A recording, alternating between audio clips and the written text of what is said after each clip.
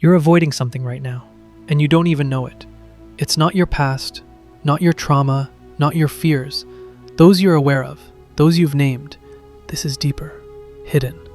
The thing you refuse to look at, because looking at it would mean facing a truth about yourself you've spent years denying. And the Gita talks about it directly. But most people skip right over it because it's uncomfortable, because it points at the part of you you'd rather pretend doesn't exist. Let me show you what you've been running from. You know that feeling when someone points out a flaw in you and you immediately defend yourself? Get angry? Justify? Explain why they're wrong? That reaction isn't protecting the truth. It's protecting the lie you've been telling yourself. Most people build an identity around being a certain way. I'm a good person. I'm logical. I'm compassionate. I'm strong. And they curate their self-image carefully. They remember moments that confirm it. They forget moments that contradict it. They surround themselves with people who reflect back the version of themselves they want to believe in. But underneath that curated self, there's a shadow. The parts you've rejected, the traits you've denied, the impulses you've suppressed. And here's what the Gita says about it. In the Bhagavad Gita, chapter 3, verse 37, Krishna says, "It is lust and anger, born of the mode of passion, that are the all-devouring sinful enemies of this world." Now most people read this and think Krishna is talking about other people, bad people, sinful people, not them. But he's talking about everyone, including you. Lust doesn't just mean sexual desire. It means craving, wanting what you don't have, needing more, always chasing. Anger doesn't just mean rage. It means frustration when reality doesn't match your expectations, resentment, irritation, the feeling that things should be different than they are. And these two? They're inside you right now, whether you admit it or not. You crave validation. You want recognition.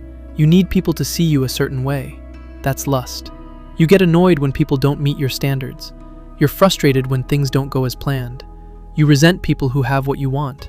That's anger. But you've dressed it up, called it ambition instead of craving, called it having standards instead of judgment, called it self-respect instead of ego.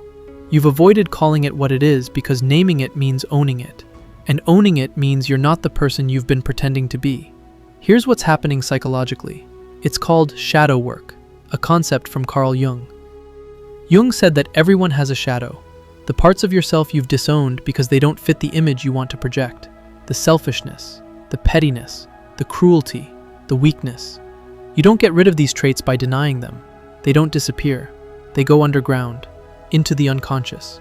And from there, they control you without you realizing it. You think you're a patient person, but you snap at people when you're stressed. You think you're generous, but you keep score of what you've given. You think you're confident, but you need constant reassurance. The shadow is acting, but you're not watching. You're too busy maintaining the image. And the cost of this avoidance? You stay stuck. You repeat the same patterns. You don't grow, because you can't fix what you won't face. The Gita isn't giving you moral rules when Krishna talks about lust and anger.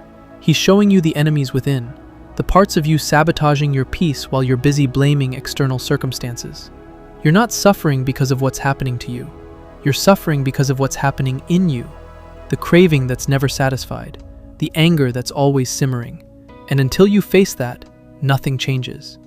Here's what I've noticed in my own life. Every time I got defensive, it was because someone touched a truth I didn't want to see.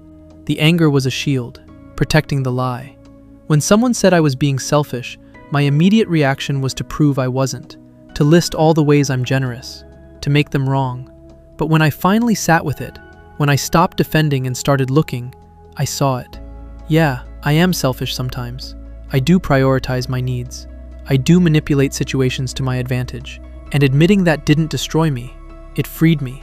Because now I could see it. And what you see, you can change. What you deny owns you. What you accept, you can transform. So what are you avoiding? What part of yourself have you hidden so well you've convinced yourself it doesn't exist? Maybe it's your selfishness. You call it self-care, but really, you just don't want to be inconvenienced. Maybe it's your arrogance. You call it confidence, but really, you look down on people you consider beneath you. Maybe it's your cowardice.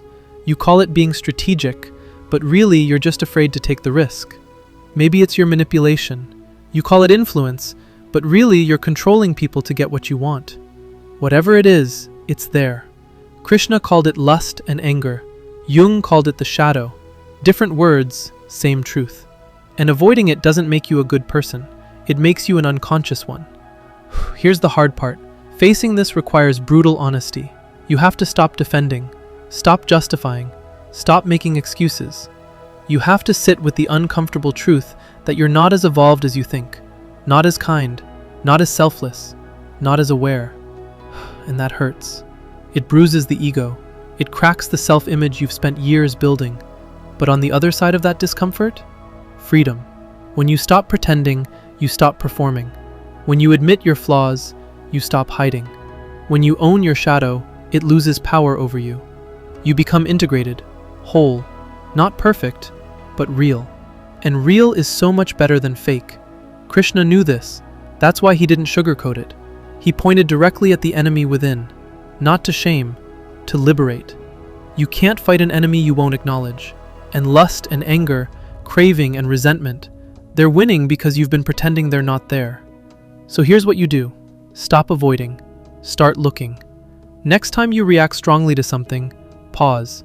Ask yourself, why did that trigger me? What am I protecting? What truth am I avoiding? When someone criticizes you and you get defensive, don't defend. Sit with it.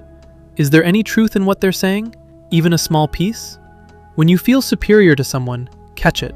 Where's that coming from? What am I trying to prove? This isn't about beating yourself up. It's about seeing clearly. And you can't see clearly while you're in denial. The Gita is a mirror, but most people use it to look at others, to judge, to feel superior. Turn it on yourself. Let it show you what you've been avoiding. The lust, the anger, the shadow. And once you see it, you can work with it, integrate it, transcend it. But you can't skip the seeing part. That's where most people fail. They want transformation without self-examination, growth without discomfort. Doesn't work that way.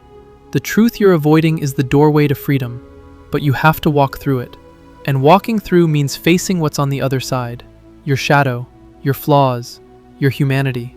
It's uncomfortable, but it's real. And real is what sets you free. If you're ready to stop avoiding and start seeing, subscribe. Because most content tells you what you want to hear. This channel tells you what you need to hear, and that makes all the difference.